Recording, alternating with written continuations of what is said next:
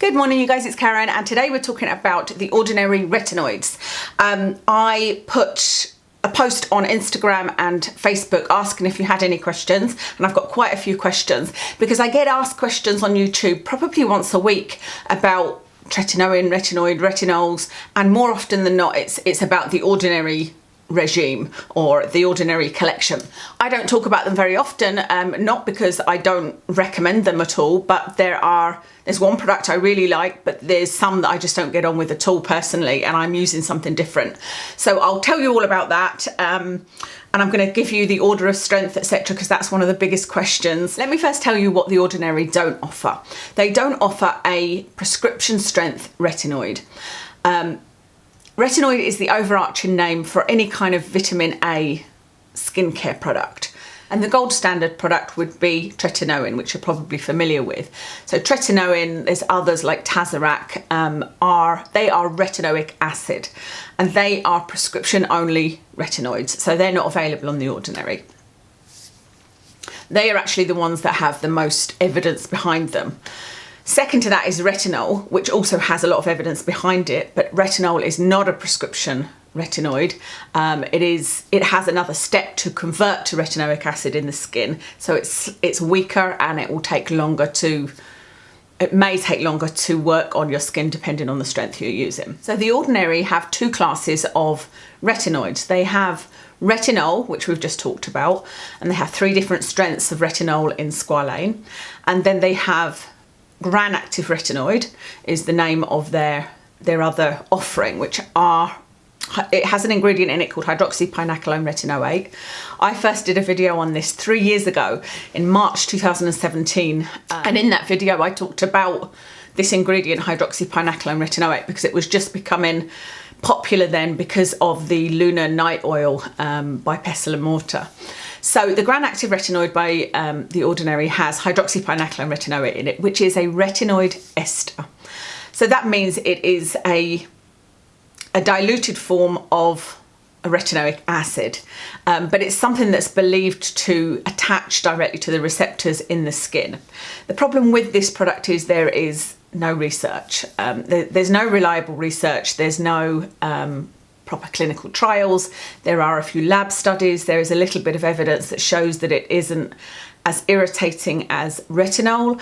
That would make sense because it is an ester, and that would suggest to me that it's a lot weaker than even a retinol.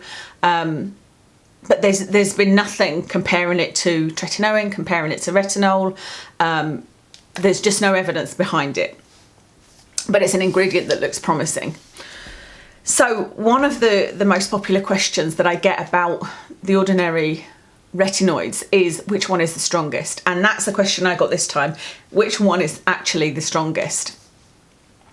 And I have an order of things from weakest to strongest, but that is just, I guess, my supposition because there is no evidence. Nobody has actually compared the strength of gram-active retinoid with retinol or with tretinoin.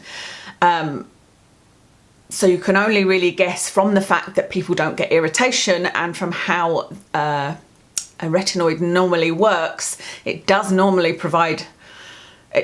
cause some level of irritation. So I believe that gram-active retinoid is much weaker than anything else, than retinol, certainly.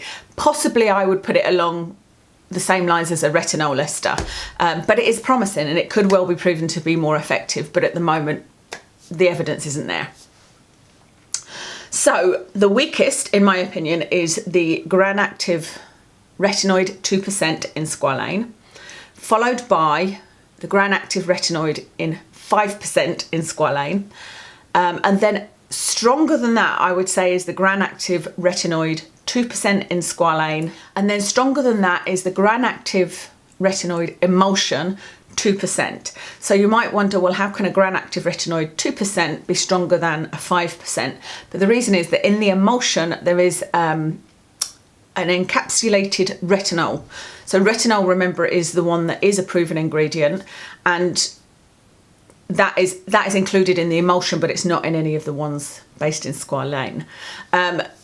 I don't know the percentage, but I have been told by people that it's 0.1% and that they have been emailed that by the company. I haven't followed that up. But the Gran Active 2% Emulsion, which I would say is number 3 from weakest to strongest, is the one that I love. I adore it. I just think it's a really nice formula on my skin. It's never irritated my skin, even though I have issues with retinol, as I'm going to talk about next. I like the fact that it's got retinol in it, but as far as Gran Active Retinoid goes, which I talked about in that video before, which I've talked about over the years, is not something I consider is essential or something to even use as your active. I would never recommend people use that as your main retinoid active. I would say use retinol, or retinal is better. I've talked about retinal before. It's in, I did a whole video on Avene Retinol, and I also did one on the Medicate. I think, was that retinal or was that Retinol Retinoid? There's a few other products that I would say you could use if you don't want to go straight to something prescription strength. But I think it's a bonus product because we don't know, it may prove to be beneficial, and it doesn't seem to cause irritation. There's a very few people have said that there is some kind of flaking, they've had some kind of flaking of their skin, but for the most part there's no reaction whatsoever. But neither of people said they've had miracle results from it. So then above the Gran Active Retinoid 2% Emulsion is the retinol, and the retinol is simply 0.2%, 0.5% and 1%, in that order of strength. So I would say the strongest retinoid from the Ordinary is the Retinol 1% in squalane. I have used all of these products except for the 5% Gran Active Retinoid in squalane, because I don't actually like the squalane products from the Ordinary. I have no idea why, but I've tried several squalanes since and really enjoy them, but I just don't enjoy their oil. It feels very, very dry to me, which hasn't been the case with the other ones I've used. So I don't like their squalane products, which only leaves the retinoid Emulsion, the 2%, and that is a product that I haven't had for years. I actually tried to buy it the other day, but it's out of stock. But it's something that I just consider a bonus to my routine because, like I said, I like how it feels on my skin, and I think that Gran Active Retinoid is an interesting ingredient. So somebody says, what is the actual difference in efficacy and outcome between the 1% retinol and the 5% Gran Active and the 2% also? How do they compare? It's a really good question, but as I said, there is no comparison of Gran Active Retinoid clinically with anything. Nobody has done the research to find out what that answer is. So all we can do is make a guess, if you like, because it doesn't cause as much irritation, and generally the process of the skin cell turnover that happens with a retinoid product isn't evident in the Gran Active Retinoid. I believe that it is weaker. I'm not saying that it doesn't work. I think it probably does work to an extent, but I think that it will take a lot longer than any of the other products like retinol. So there's no, you can't say exactly, but I think the retinol is stronger. Then there's another question that says, what do the percentages actually mean compared to prescription strengths? So that's interesting because, again, the Gran Active Retinoids, there's no way of knowing. There's just nothing out there other than people making theorizing. But with retinol, there is a lot of different opinions, and there's a couple of different studies. One said that it's that prescription strength retinoids such as tretinoin are 20 times stronger than retinol. Another one said it's 3 times as strong. But there's one really interesting study that I'm actually going to link for you in the description, which does a split face, so it compares one half to the other, one half using retinol, one half using tretinoin. And it theorizes that tretinoin is 10 times as strong as retinol. So what it does is use a 1% on retinol on one side of the face and a 0.1% tretinoin on the other side of the face. And the results of that were that there was no statistically different outcomes between the two sides of the face, but that they both produced, again, statistically significant results in photoaging. So that's, I think, the most interesting study, and it's a good study. It's double blind, etc. It's not a big study, and obviously there needs to be more studies because everybody's saying something different. And once you once you do a research study and you prove a theory, you then have to find a way to see if you can disprove it. So lots of other people need to come in and do research studies and see if they come out with the same result, basically. That's really promising, because it means if you don't have access to a prescription tretinoin, or you don't have the money for a prescription tretinoin because it is very expensive, then there is the option of using the corresponding retinol product. The only thing I would say is that people react differently to retinol and tretinoin. And I am talking from my own experience, but also when I had the bad experiences with retinol, there was lots and lots of you that commented that you'd had the same experience with retinol but were fine with tretinoin. So I have tried, like I said, all of the retinol from The Ordinary, and actually another one that they no longer have, which is the 1% in silicone. I also used that, and that was the worst one for me. My skin was absolutely awful. I needed to take antihistamines. I was on holiday and I had big bright red angry patches on my chest and neck. So for me, I react very badly to retinol in terms of redness, irritation, itching, sore skin. But with tretinoin, my skin is much drier, much flakier, but no irritation. I didn't feel any stinging when I put my acids on. The only thing I had was dry flaking skin. That was it. And so a lot of times professionals will say to you, you should start with retinol because you know, it's much milder and there's not as many side effects, and that can be the case, but not for everyone. So I just want you to be aware of that. You could be okay with tretinoin but not with retinol, so always be cautious and start on the lowest dose. There's a couple of comments on Instagram. Let me just read these out. What do you think about the new ingredient hydroxymethoxyphenyldecanone in the retinol 1%?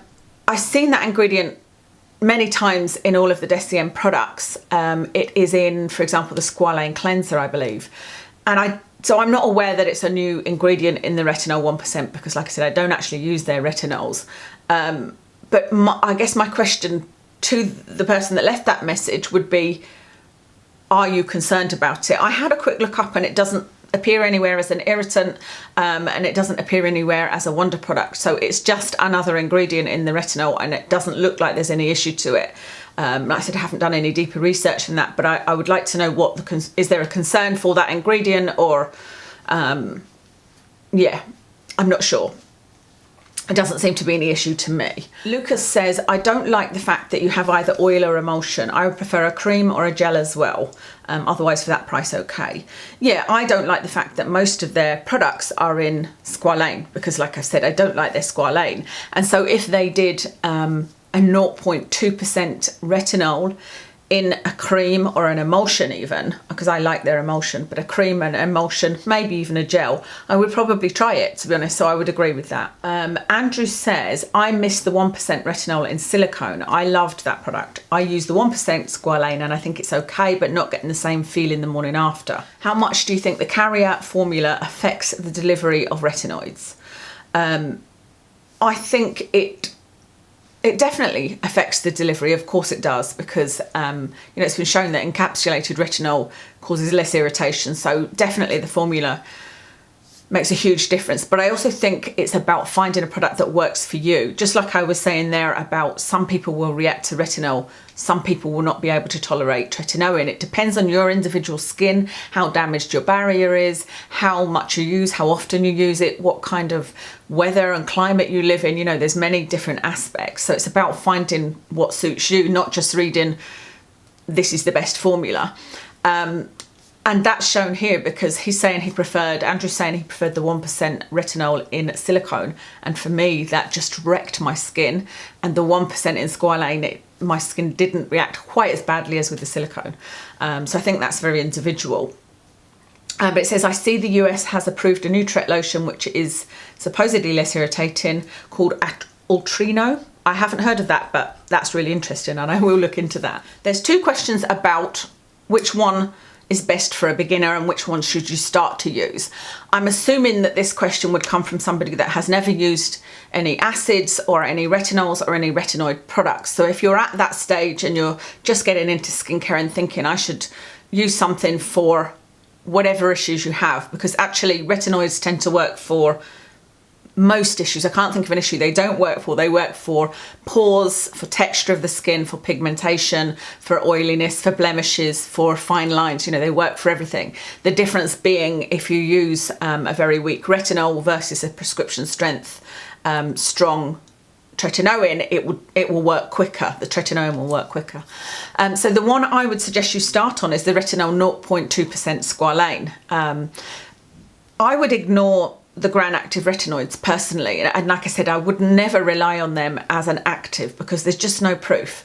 I would use them as an adjunct if you have already assessed your skin for its reaction to the retinols. So like I said, I would use the 2% emulsion, and I am going to, as soon as I can buy it, alongside what I'm using, which is different. I'm using adapalene on my skin, and I'm happy to use the 2% emulsion because the 0.1% retinol is encapsulated, and I don't think that the gram-active retinoid, it hasn't ever caused me any issues, and I don't believe it would, and for most people it doesn't. So I would ignore the gram-active retinoids and start at Retinol 0.2% in squalane. And I would use that just once and then wait 3 or 4 days. It's really important that you do that because that's one of the mistakes I made with retinol, thinking, well, retinol is better than, you know, is milder than tretinoin. I'm just going to put this on twice a week or 3 times a week, whatever I did, I can't remember. But I didn't wait 3 days. And after 3 or 4 days, that's when my skin reacted to the retinol I'd put on it. So I would say Retinol 0.2% squalane, use it once a week, see how your skin reacts. If it's reacting okay, increase it to twice a week until you get to the point where you can use it daily, or before that point you can move up to the 0.5% and then the 1%. I think that to me retinol is a gateway to using something stronger. Retinol is something that can start to get your skin accustomed to the process of skin turnover. But like I said, for some people, the retinol will just be too irritating, such as myself. If you do find, like myself, you're irritated by the retinol, then you could go straight to tretinoin if you have access to it. I get asked that question a lot as well. How do you get it? It just depends on the country you're in. But I know for us in the UK, we can't just go to a dermatologist and ask for it. But I used to get it from Spain. I used to get a product called Retinoids, but I stopped that. That was many years ago. I then got a Bargi tretinoin from, I think the website was called Skin Store, and I'll link it in the comments, but you won't be able to click on it and go and buy tretinoin. The tretinoin products only show once you've registered on that website, because you have to have a telephone conversation to get the product, because that's considered a prescription once they have a conversation with you. So you could try the prescription strength tretinoin if you don't get on with the retinol, or there's lots of other products like the Avene Retinoid, like the Medicate Crystal, I think that is Retinol Retinoid. I'll link all the other videos I've done on all the other types of retinoids that you can use.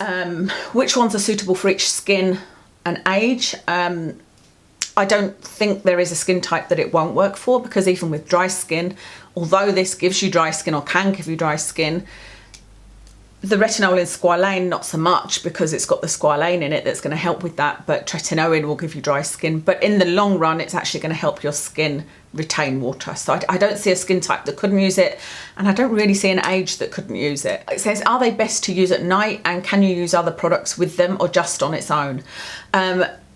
You don't have to use it at night. You can use it in the day. You can use it in part of your morning routine, but the recommendation is generally to use it at night, because it can be irritating, and especially if you're out in the sun.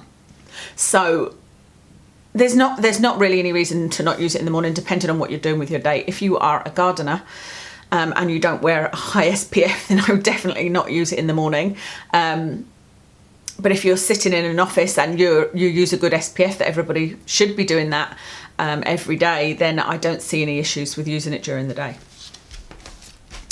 I can't see the question there, but somebody asked, is it okay to use with acids? And I would say no. Certainly don't use it on the same day, and actually don't use it with acids unless, if you have been consistently using a particular acid and you now want to add retinol or retinoids into your routine, you could add a retinol once a week as I explained, for a beginner and see how your skin reacts, but certainly don't use the acids on the same day.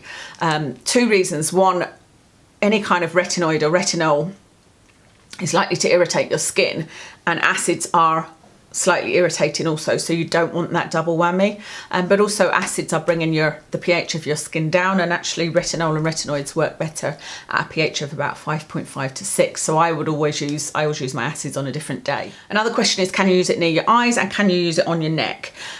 You can use it on your neck, absolutely. For me personally, the retinol was more irritating on my neck than it was on my face. I don't know why. And can you use it near your eyes? With all retinol products, it's recommended to not use near your eyes because it will travel. And so if you're trying to address, for example, your fine lines, it would be tempting to put it here. And I have done that in the past, but you shouldn't, because if you put it here, it will travel to here. If you put it here, it could travel to your eyelid and eyeball, and that obviously you don't want that. So you should stay away from your eyes. But like when I was doing the tretinoin flooding, I was putting it here, and I even put a little bit just under my arch here, and then that would travel to the crease bit. It didn't work, by the way, so don't worry about that. I will link that video for you as well. That's all of the questions. The only other thing I would add is results are not going to be seen, or certainly big results are not going to be seen until at least 12 weeks. So 3 months is when you should expect to see a difference. So, you know, don't look for this to give you a difference in a week. You might feel a benefit to your skin if you're using, say, the retinol in squalane, because the squalane will be good for your skin. But in terms of the issues such as hyperpigmentation and fine lines, etc., it would be 3 months before you saw any difference. I should also say that there may be things in the retinol,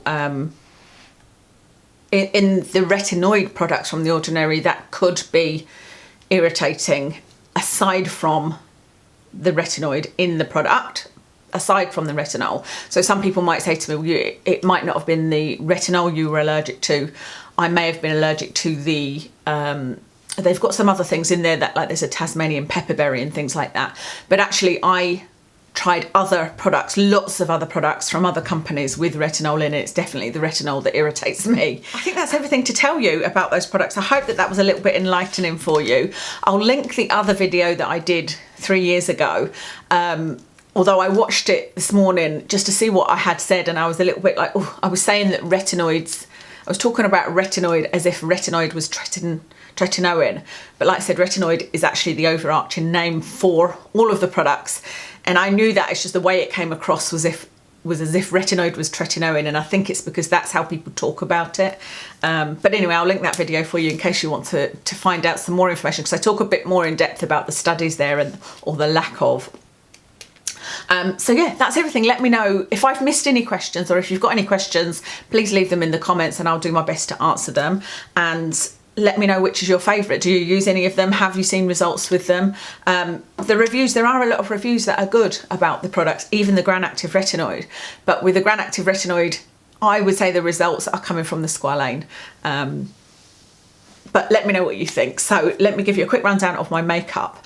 I have got on the Lancome Teint Idole Ultra foundation. This is an old foundation. It's still my favourite, but I'm refusing to buy another bottle, obviously, because they're not cruelty free. And the reason I still have it left is because I never use it. I only ever use it when I go to see my friend for lunch, when I know I want my makeup to hold out all day and I know it's a good colour for me, etc, etc. The reason I used it today is because I have filmed a couple of videos and I thought my skin looked terrible and I wasn't sure if it was the foundation or my skin. So by using this foundation, if this doesn't look good today, then it's my skin that's the problem. You know, I've got a few little bumps and whatnot. On my eyes, I used a whole bunch of different things, but it's basically a peach matte colour that I used in the inner corner colour from the Natasha Denona Love palette. And then the other one was just the Jaclyn Hill X Morphe palette. I've got lashes on today. It's the 424 lashes by Idole that I've been absolutely loving. On my cheeks is the Superdrug liquid blush in Apricot. On my lips is the Suva liquid lipstick in Awakening, and then I use this again. This is an old product. This is a Clarins. What are these called? Instant Light. I don't think they even do these anymore. It's just a lip gloss. So I've put that on top. I don't know where I got these earrings from. I think it was something like Topshop, I think. And I've linked these in that last video, but I'll link them again just in case you like it. I absolutely love these headbands. That's everything. Thank you so much for watching, and I'll speak to you again soon. Didn't put that bloody light on. Idiot.